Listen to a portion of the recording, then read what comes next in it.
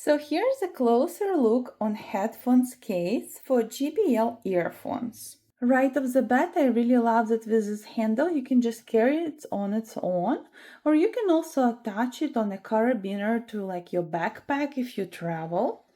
And right here you can see that we have a dual zippers. And when we open it, you can see that right here I have JBL 770 noise cancellation headphones here. And they just fit perfectly right here.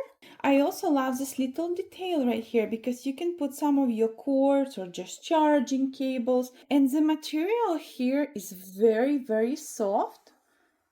And right on this side, you can see that we have a zipper, and zipper works perfectly.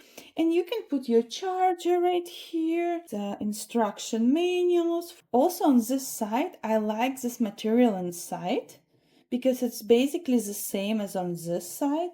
But also when you put something inside, number one, it does not drop on this side because of the zipper, but you can also able to see what on this side, which is very convenient and very well designed. And they fit perfectly right here.